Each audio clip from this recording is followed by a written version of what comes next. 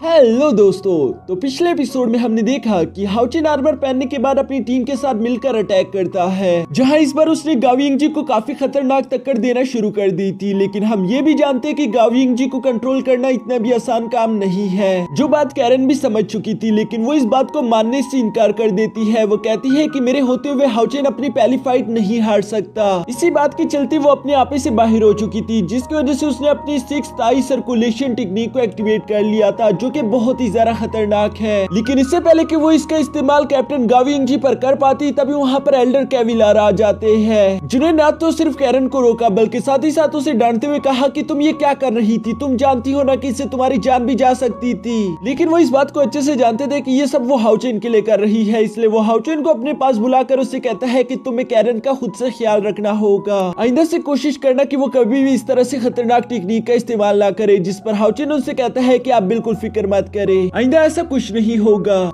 वैसे आगे की वीडियो शुरू करने से पहले मैं आप लोगों से एक सवाल करना चाहता हूं कि क्या आप लोग भी किसी ऐसे ऐप की तलाश कर रहे हैं जहां पर आप लोग बिना किसी रिस्क के आईपीएल सीजन्स पर प्रेडिक्शन करके अर्निंग कर सकते हो? अगर हाँ तो गाइस मैं आप लोगों को एक ऐसे एप्लीकेशन के बारे में बताना चाहता हूं जिसका नाम है 1xBet, जहां पर आप लोग बिना किसी रिस्क के प्रेडिक्शन करके अर्निंग कर सकते हो। यहाँ पर आप लोगों को आईफोन जैसे इनामात जीतने का मौका भी मिल सकता है। 1xBet एक ऐसी एप्लीकेशन है जहाँ पर आप लोग क्रिकेट, पोकर जैसे 100 से ज्यादा मैचेस और 300 से ज्यादा गेम्स पर प्रेडिक्शन करके लाखों इनामात जीत सकते हो। गाइस वैसे भी आईपीएल स्टार्ट हो चुका है और अगर आप लोगों को क्रिकेट की जरा से भी नॉलेज नहीं है तो कोई मसला नहीं, आप लोग सिर्फ क्रिकेट और टीम की रन रेट पर ही प्रेडिक्शन कर सकते हो, जैसे कि वो प्लेयर कितने रन मारेगा या कौन सी टीम जीतेगी या फिर इन लोगों का रन रेट क्या होगा। तो इंतजार आप इस बात का, मैंने कमेंट में इसका लिंक दिया हुआ है जहां पर जाकर आप लोग रजिस्टर कर सकते हो। और अगर आप लोग मेरे प्रोमो कोड अली ओमेगा का इस्तेमाल करते हो तो आप लोगों को 26,000 तक का बोनस भी मिल सकता है। 1x पर विड्रॉवल और डिपॉजिट दोनों ही आसान है, जिसके लिए आप गूगल पे, पेटीएम वगैरह का इस्तेमाल कर सकते हो। तो अभी जाओ और जाकर रजिस्टर करो।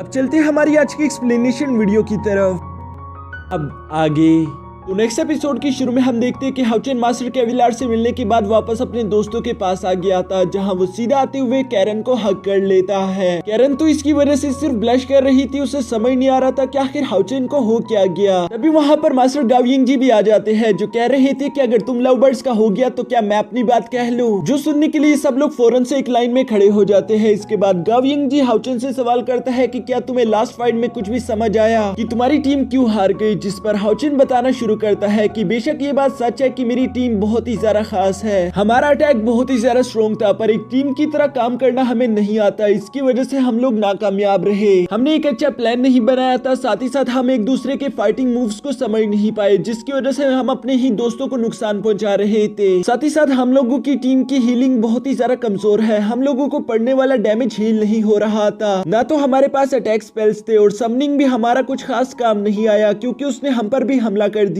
था। ये सारी बातें सुनकर हाउचिन के दोस्तों को उनकी कमजोरियां समझ आ रही थी। तभी मास्टर गाओ यिंगजी फोन से चेरी के पास जाते हैं, जो कि उससे कह रहे थे कि आखिर तुम इस तरह के समनर्स को बुलाती ही क्यों हो, जिन्हें तुम पूरी तरीके से कंट्रोल नहीं कर सकती। ये सुनकर चेरी जवाब देती है कि गेट ऑफ लिविंग स्पिरिट को कंट्रोल करना इतना भी आसान काम नहीं, पर मैं उम्मीद करती हूँ कि 7th रैंक तक पहुँचने से पहले ही मैं उसे अच्छे से काबू करना सीख लूंगी। ये सुनकर मास्टर गाओ यिंगजी कहते हैं कि तब तक तुम अपनी टीम पर सिर्फ बोझ बनकर रहना चाहती हो, ये बिल्कुल भी ठीक नहीं होगा। जो सुनकर अब चेरी भी थोड़ी सी निराश हो गई थी, जबकि साथ ही गाओ यिंगजी कहता है कि मेरे पास एक और रास्ता है, अगर तुम चाहो तो तुम उस मैजिकल बीस्ट के साथ एक सोल कॉन्ट्रैक्ट बना सकती हो, जिसकी वजह से तुम उसे कंट्रोल कर पाओगी। ये सुनकर चेरी भी थोड़ी सी खुश हो गई थी, जबकि गाओ यिंगजी आगे इस बात को एक्सप्लेन करते हुए बताता है कि वैसे हर एक वॉरियर को एक मैजिकल बीस्ट मिलता है, जिसके साथ वो अपना ब्लड कॉन्ट्रैक्ट करके उसे अपने साथ यहाँ पर रियल वर्ल्ड में रख सकता है, वो उसके साथ बड़ा हो सकता है, वो उसे ग्रो करवा सकता है। और तुम्हारी बात अलग है, तुम रैंडम से एक मैजिकल बीस्ट को समन करती हो ताकि तुम उसका इस्तेमाल कर सको, पर मसला ये है कि तुम उन्हें कंट्रोल नहीं कर सकती, इसलिए बेहतर ये होगा कि तुम उनमें से एक के साथ सोल कॉन्ट्रैक्ट कर लो, जिसकी वजह से तुम उसे अपने पास तो नहीं रख पाओगी, लेकिन ये फिर भी तुम्हारे ज्यादा काम आ पाएगा। जब तक तुम अपनी समनिंग पर पूरी तरीके से कंट्रोल हासिल नहीं कर लेती, तब तक तुम इसी तरह अपनी टीम के काम आ सकती हो। यहाँ गाओ यिंगजी की ये सारी बातें सुनने के बाद लिंसुआन खुश होते हुए कहता है कि वाओ चेरी, तुम कितनी ज्यादा खुश नसीब हो, अब तुम्हें भी एक मैजिकल बीस्ट मिल सकता है जिसे तुम जब चाहो समन कर सकती हो और वो तुम्हारी बात भी मानेगा। चलो चलो, मैं तो कहता हूँ कि उसी ईवल आई के साथ ही अपना कॉन्ट्रैक्ट कर लो। जिस पर चेरी कहती है कि नहीं, वो बहुत ही ज्यादा बदसूरत है। वैसे भी जब चूज करने का वक्त आएगा तो मैं सबसे ज्यादा पावरफुल और क्यूट से बीस्ट को चूज करूंगी। चेरी की ये बात सुनकर गाविंग जी कहता है कि तुम लोग अब एक टीम हो, इसलिए हाउचिन और तुम बाकी सब तुम लोगों को चेरी का ख्याल रखना होगा जब तक वो खुद को प्रोटेक्ट करने के काबिल नहीं हो जाती। जो सुनकर चेरी के सारे दोस्त एक साथ हाँ में जवाब देते हैं। इसके बाद गाविंग जी आगे बढ़ते हुए लिंजुआन के पास आ गया था, जहाँ वो लिंजुआन से कहता है कि मैंने तुम्हारी बॉडी में अच्छे से मैजिक को सेंस किया है। तुम एक बहुत ही अच्छे और टैलेंटेड मैजिशियन बन सकते हो, लेकिन मैं नहीं जानता आखिर तुम अटैक मैजिक स्पेल का इस्तेमाल क्यों नहीं कर सकते। जो सुनकर लिंजुआन कहता है कि मैं उन सब के बारे में तो नहीं जानता, लेकिन शायद ये इसलिए क्योंकि मैं अटैक स्पेल सीखना ही नहीं चाहता। लिंजुआन ज्यादातर अपनी डिफेंस में ही ध्यान देता है। वो यही सोचता है कि अगर मैं सेफ रहूं तो मुझे और बाकी चीजों से फर्क नहीं पड़ता, और वैसे भी उसे किसी को मारने की तमन्ना नहीं है। गाविंग जी भी उसकी बात को समझते हुए लिंजुआन से कहते हैं ठीक है, अगर तुम यही चाहते हो तो उसके बाद तुम्हें अपनी डिफेंस और सपोर्ट मैजिक को और ज्यादा स्ट्रॉन्ग करना होगा,